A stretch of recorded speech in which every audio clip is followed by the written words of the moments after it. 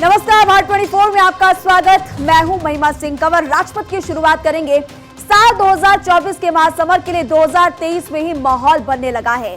पटना में 15 दलों के 32 नेता 2024 की तैयारियों के लिए जुटे। करीब 3.5 घंटे मीटिंग भी हुई और दावा किया गया कि सारे मुद्दे सुलझ चुके हैं, प्लानिंग हो चुकी है। अगली मीटिंग अगले महीने शिमला में होने वाली है। इसमें आम आदमी पार्टी की तरफ से सांसद संजय सिंह तो नजर आए, लेकिन दिल्ली के मुख्यमंत्री अरविंद केजरीवाल नहीं नजर आए। अब बैठक के बाद सभी ने दावा किया कि हम मिलकर चुनाव लड़ेंगे, एकजुट होकर हर राज्य में लड़ेंगे। लेकिन पहले ही मीटिंग में फूट और दूरियों की तस्वीरें भी निकलकर सामने आई है। आपको सिलसिलेवार ढंग से हर रिपोर्ट दिखाने से पहले कुछ स्टेटमेंट सुनाते हैं जो आज की मीटिंग के बाद सामने आई है।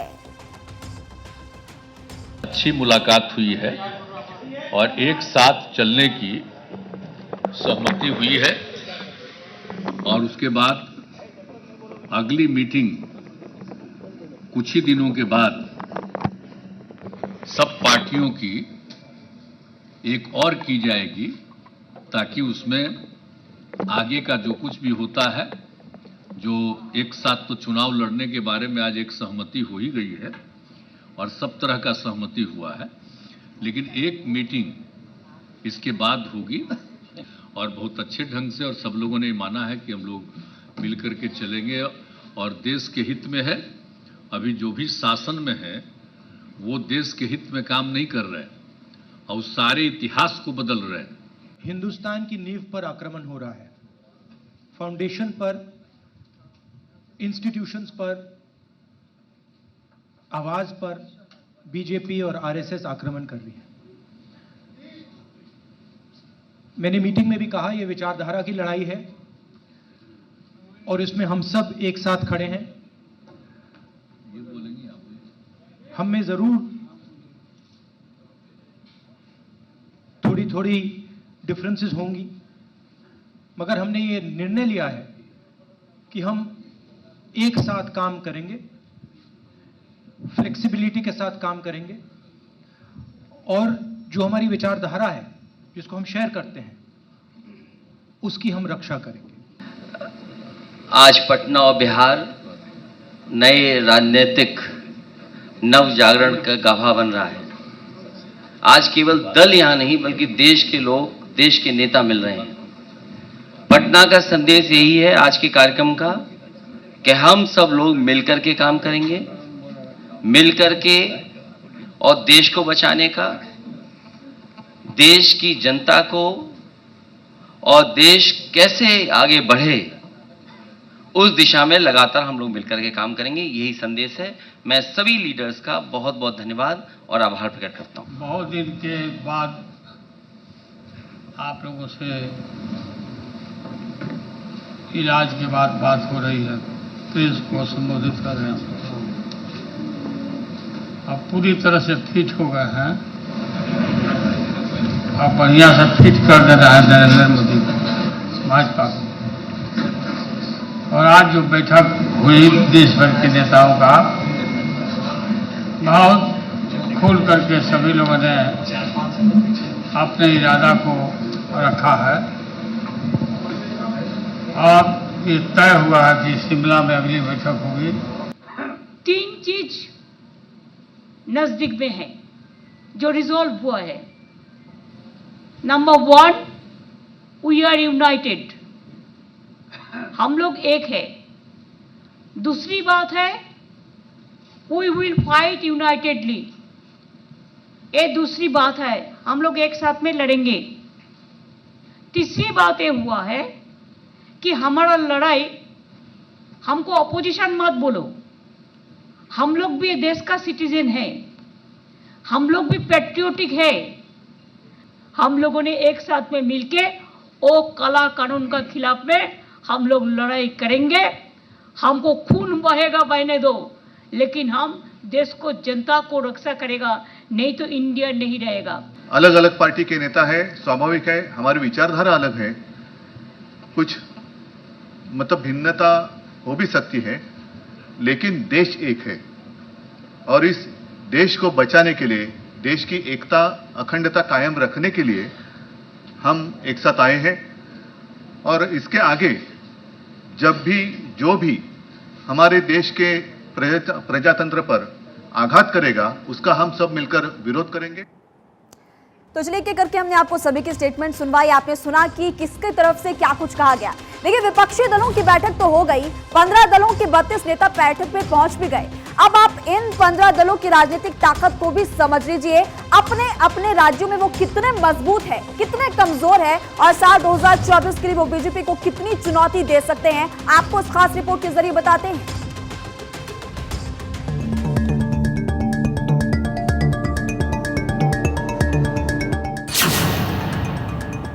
मोदी से लड़ने की चाहत,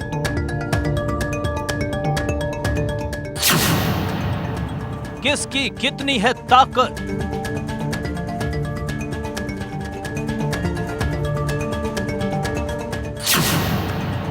चौबीस में जीत का क्या होगा प्लान। 23 जून की वो तारीख आ ही गई जिसका इंतजार देश की वो सियासी पार्टियां कर रही थीं जो 2024 में मोदी को हराने के लिए तैयार हैं।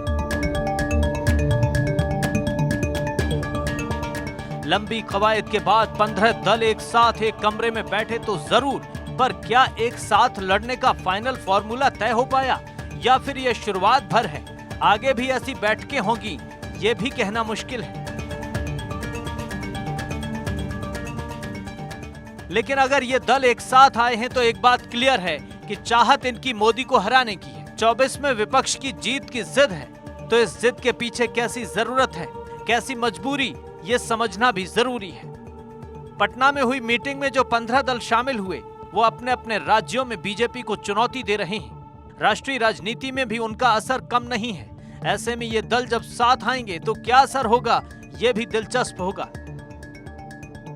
बीजेपी के खिलाफ विपक्षी एकता की मुहिम का बीड़ा बिहार के मुख्यमंत्री नीतीश कुमार ने उठा रखा है। उन्हीं की अगुवाई में पटना में बैठक हुई और इस बैठक में उत्तर से लेकर दक्षिण तक की राजनीतिक पार्टियां विपक्षी एकता के मिशन से जुड़ी, लेकिन सभी के अपने अपने सियासी एजेंडे भी हैं। नीतीश कुमार अगर विपक्षी दलों को एकजुट करने में कामयाब रहते हैं तो करीब 450 सीटों पर बीजेपी के खिलाफ 1-to-1 की फाइट बना सकते हैं। विपक्षी खेमे में खड़े क्षेत्रीय दलों का जिन राज्यों में सियासी आधार है उनकी सीटों का आंकड़ा देखें तो 10 राज्यों की 269 संसदीय सीटें आती हैं, लेकिन उसमें से 38 सीटों पर कांग्रेस का सीधा मुकाबला बीजेपी से है। इस तरह से 231 सीटों पर क्षेत्रीय दल बीजेपी की अगुवाई वाले एनडीए के खिलाफ चुनावी किस्मत आजमाते हैं। वहीं कांग्रेस का बीजेपी से सीधा मुकाबला 208 सीटों पर है। हालांकि कांग्रेस 2019 में 543 संसदीय सीटों में से 421 सीटों पर ही चुनाव लड़ी। कांग्रेस 421 सीटों में से 52 सीटें जीतने में कामयाब रही। करीब 200 लोकसभा सीटों पर दूसरे नंबर पर रही। विपक्षी एकता में शामिल हो रहे राजनीतिक दलों की ताकत देखें तो यूपी से लेकर तमिलनाडु तक करीब 10 राज्यों तक इनका असर है। तो मीटिंग में शामिल विपक्षी 15 दलों के पास लोकसभा की 153 सीटें हैं। आरजेडी, सीपीआई-एमएल और पीडीपी समेत 3 दल ऐसे हैं जिनके पास एक भी लोकसभा सीट नहीं है। बाकी 11 दलों के पास 100 सीटें हैं। सपा का आधार यूपी में है जहां लोकसभा की 80 सीटें आती हैं, लेकिन यूपी में सपा के पास लोकसभा की सिर्फ 3 सीटें हैं। एनसीपी शिवसेना उद्धव गुट का आधार महाराष्ट्र में है, यहाँ 48 लोकसभा सीटें हैं जिनमें एनसीपी के पास 4 और शिवसेना उद्धव गुट के पास लोकसभा की 18 सीटें हैं। डीएमके के प्रभाव वाले तमिलनाडु में कुल 42 सीटें आती हैं जिनमें डीएमके के पास लोकसभा की 23 सीटें हैं। टीएमसी के प्रभाव वाले पश्चिम बंगाल में 42 सीटें आती हैं जिसमें टीएमसी के पास लोकसभा की 22 सीटें हैं। हेमंत सोरेन के गढ़ झारखंड में 14 सीटें आती हैं जहां झारखंड मुक्ति मोर्चा के पास 1 सीट है। केजरीवाल के प्रभाव वाली दिल्ली में 7 सीटें आती हैं, लेकिन दिल्ली से आम आदमी पार्टी के पास एक भी लोकसभा सीट नहीं है। लेफ्ट पार्टियों के असर वाले केरल में 20 संसदीय सीटें हैं। आरजेडी और जेडीयू के प्रभाव वाले बिहार में 40 लोकसभा सीटें हैं। नेशनल कॉन्फ्रेंस और पीडीपी के प्रभाव वाले जम्मू कश्मीर में 5 सीटें हैं। केरल में कांग्रेस का सीधे लेफ्ट पार्टी से मुकाबला है। कांग्रेस और विपक्षी दलों की सियासी ताकत को देखते हुए सवाल उठ रहे हैं कि आखिर 2024 के लोकसभा चुनाव में ये पार्टियां कैसे बीजेपी को तीसरी बार सत्ता में आने से रोक सकेंगी। इसके लिए विपक्ष इस फॉर्मूले पर आगे बढ़ रहा है कि बीजेपी के खिलाफ 1-to-1 फाइट हो, जिसके लिए 475 सीटों पर संयुक्त रूप से एक कैंडिडेट उतारा जाए। हालांकि इसके लिए अभी तक ना ही कांग्रेस और ना ही ये क्षेत्रीय दल तैयार हो रहे हैं। विपक्षी एकता की ताकत की बागडोर मुख्य तौर पर कांग्रेस पर निर्भर करती है। कांग्रेस भी राष्ट्रीय पार्टी होने के नाते कम से कम 300 सीटों पर चुनाव लड़ना चाहती है, जबकि क्षेत्रीय दल चाहते हैं कि कांग्रेस 250 सीट पर ही चुनाव लड़े। क्षेत्रीय दल अपने अपने राज्य में खुद की ताकत को देखते हुए कांग्रेस को बहुत ज्यादा सियासी स्पेस देने के मूड में नहीं है। विपक्षी एकता में यही सबसे बड़ा पेंच है और यहीं से समीकरण खराब हो रहे हैं। इसके चलते सवाल उठता है कि राज्यों में ताकत रखने वाले ये दल क्या कांग्रेस की छतरी के नीचे आकर मोदी से मुकाबला करेंगे, या फिर जिसकी जितनी ताकत उतनी राज्यों में सीटों के फॉर्मूले पर बात बनेगी। Bureau report, Bharat 24। अब देखिए, बैठक भले ही हो गई है, लेकिन बैठक में सबके अपने अपने मुद्दे भी थे। अखिलेश यादव की अपनी हसरत है, ममता बनर्जी के मुद्दे भी अलग है, यानी कि हर किसी के दिल में है कुछ और मन में कुछ और चल रहा है। और टारगेट है साल 2024 में दिल्ली की कुर्सी। आप देखिए रिपोर्ट। मोदी को हराएंगे, फॉर्मूला तय कर पाएंगे। बीजेपी का 300 प्लस टारगेट, विपक्ष में सीटों पर किच-किच। विपक्षी एकता की पटना में हुई बैठक में भले ही 15 दल आगे हों, लेकिन सभी की मंशा और मांग अलग है। मकसद है मोदी को हराना, मकसद 2024 में दिल्ली की कुर्सी पर कब्जा करना है, लेकिन सबकी ढपली, सबके राग अलग अलग हैं। कमरे में भूजा लिट्टी चोखा तो था ही, स्वाद के साथ सियासत की भी खूब बात है, लेकिन दिक्कत तो यह है कि सबके मन में कुछ है, दिल में कुछ है, दिमाग में कुछ और है और जुबान पर कुछ और। अब आप पहले ये जान लीजिए कि सबके मन में क्या क्या चल रहा है और मन में छिपी हुई मंशा क्या है। अरविंद केजरीवाल के मन में है अध्यादेश की बात, कांग्रेस के मन में है यूपीए का विस्तार, सपा के मन में है यूपी में गठबंधन नेतृत्व, टीएमसी को लेफ्ट का साथ पसंद नहीं है, नेशनल कॉन्फ्रेंस 370 की बहाली चाहती है, पीडीपी भी 370 की बहाली चाहती है, एनसीपी के एजेंडे में जांच एजेंसियों का दुरुपयोग रोकना है और शिवसेना उद्धव गुट वजूद बचाने की जंग लड़ रहा है। साफ है, सबके मुद्दे अलग अलग हैं, सबकी मंशा अलग अलग है, लेकिन दिखाने के लिए सब साथ हैं। कहने को सब मोदी को हराने की कोशिश कर रहे हैं, लेकिन उससे पहले सबके अपने अपने हित हैं, अपनी अपनी डिमांड है। अब देखना होगा कि सबको पटना तक लाने वाले नीतीश कुमार क्या सबको एक मत कर पाएंगे। Bureau report, Bharat 24। ऐसा नहीं है कि देश के सभी विपक्षी दल इस बैठक में पहुंच गए, बल्कि कई सियासी दल ऐसे भी थे जिन्होंने इस मीटिंग से दूरी बनाई। मायावती, केसीआर, देवगौड़ा, जयंत चौधरी सहित कई सियासी दिग्गजों ने इस मीटिंग से दूरी भी बनाई। आखिर इस डिस्टेंस की वजह क्या थी और इन सियासी दलों की ताकत क्या है, ये जानने के लिए आप इस खास रिपोर्ट को देखिए।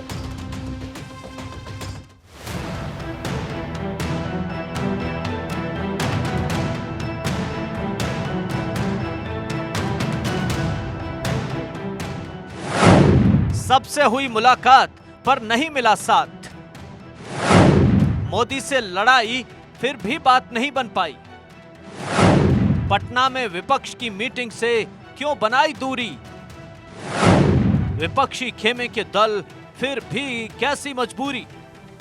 देश की सियासत में पटना की तस्वीरों पर आज सबकी नजर थी। इन तस्वीरों में विपक्ष के 15 दलों के नेता एक फ्रेम में 24 में मोदी से फाइट करने के लिए थे।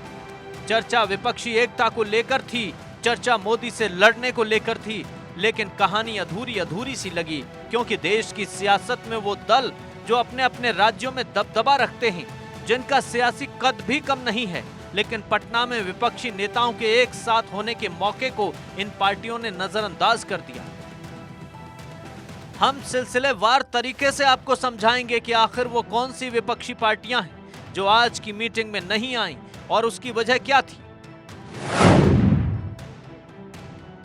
कर्नाटक में अभी विधानसभा के चुनाव हुए हैं, नतीजों ने विपक्ष को बल दिया है, लेकिन कर्नाटक में एचडी कुमारस्वामी वाली जेडीएस ने आज की पटना में होने वाली बैठक से दूरी बनाए रखी। 6 जून को बेंगलुरु में पार्टी सुप्रीमो एचडी देवेगौड़ा ने बीजेपी विरोधी मोर्चा बनाने की कोशिशों पर कहा था कि क्या देश में एक भी पार्टी ऐसी है जिसका बीजेपी से प्रत्यक्ष या अप्रत्यक्ष तौर पर कोई संबंध नहीं है।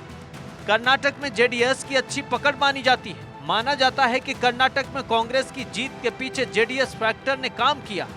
2018 में 37 सीटें जीतने वाली जेडीएस ने भले ही इस बार 19 सीटें जीती, लेकिन उसे 13.3% वोट मिले। एसडी देवेगौड़ा वोक्कलिंगा समुदाय से आते हैं। ये समुदाय उनका कोर वोट बैंक माना जाता है। प्रदेश में इस समुदाय के लोगों की आबादी करीब 12% है, लेकिन नीतीश कुमार जेडीएस को साथ लाने में कामयाब नहीं हो पाए। आंध्र प्रदेश में जगन मोहन रेड्डी की सरकार है। 2019 में हुए विधानसभा चुनाव में उनके नेतृत्व में पार्टी ने 175 में से 151 सीटें जीत ली थी। उनकी पार्टी ने 84 नई सीटों पर कब्जा किया था, यानी मौजूदा समय में प्रदेश में उनकी मजबूत पकड़ है। लोकसभा में उनके 22 सांसद हैं, यानी विपक्षी दलों के साथ जगन का न आना विपक्षी दलों की एकता को बड़ा नुकसान माना जा सकता है। जगन मोहन रेड्डी की राजनीतिक ताकत की वजह से ही बीजेपी उन पर नजर गड़ाए हुए है। ओडिशा के मुख्यमंत्री और बीजू जनता दल प्रमुख नवीन पटनायक ने पिछले दिनों विपक्षी एकता में जुटे नीतीश कुमार से मुलाकात की थी। हालांकि इस मुलाकात के बाद उन्होंने साफ कर दिया था कि वे लोकसभा और विधानसभा में अकेले चुनाव लड़ेंगे। पटनायक की पूरी राजनीति कांग्रेस के खिलाफ रही है। इतना ही नहीं, पटनायक ऐसे नेता माने जाते हैं जिनका पूरा फोकस ओडिशा की राजनीति पर ही रहा है। केंद्रीय मुद्दों से वो अक्सर दूरी बनाकर रखते हैं। यही वजह है कि पटना में मीटिंग से उन्होंने दूरी ही रखी। नवीन पटनायक की राजनीतिक ताकत की बात की जाए तो लोकसभा में उनके 12 सांसद हैं। क्षेत्रीय दलों में अगर तुलना की जाए तो ये संख्या काफी ज्यादा है। केंद्र और राज्य दोनों की जगहों पर पटनायक मजबूत स्थिति में है। ऐसे में उनकी पार्टी बीजेडी का विपक्ष के साथ न होना लोकसभा चुनाव में विपक्षी एकता पर बड़ा सवाल है। अब बात तेलंगाना के सीएम केसीआर की। केसीआर और कांग्रेस में राजनीतिक टकराव किसी से छिपा नहीं है। कर्नाटक में चुनाव जीतने के बाद शपथ ग्रहण समारोह के लिए कांग्रेस ने कई विपक्षी दलों को न्योता दिया था, लेकिन केसीआर को निमंत्रण नहीं भेजा गया। इसके बाद केसीआर ने कांग्रेस पर हमला बोलते हुए कहा था कि हाल ही में आपने कर्नाटक चुनाव देखा है, बीजेपी सरकार हार गई और कांग्रेस सरकार जीत गई।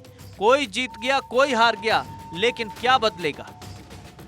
लोकसभा में भी टीआरएस के 9 सांसद हैं, यानी टीआरएस का सपोर्ट किसी भी दल के लिए मायने रखता है।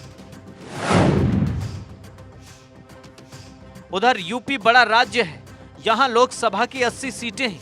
2019 में सपा के साथ मिलकर लड़ने वाली बीएसपी ने 10 सीटें जीती थी। मायावती खुद दलितों की बड़ी नेता मानी जाती हैं। उनके सियासी महत्व को कोई दरकिनार नहीं कर सकता, लेकिन उन्होंने भी नीतीश कुमार की अगुवाई में पटना की इस बैठक से दूरी ही रखी। यूपी में सपा की सहयोगी आरएलडी ने भी कारण बताकर मीटिंग से किनारा कर लिया। दोनों ही पार्टियों को साथ न ला पाना घाटे का सौदा है, इससे कोई इनकार नहीं कर सकता। 15 दलों को साथ लाकर भले ही विपक्षी एकता की चमक बिखेरने की कोशिश की जा रही है, लेकिन कुछ दलों के साथ न आने से एकता वाली दाल कितनी गलेगी, इस पर बड़े सवाल हैं। Bureau report, Bharat 24।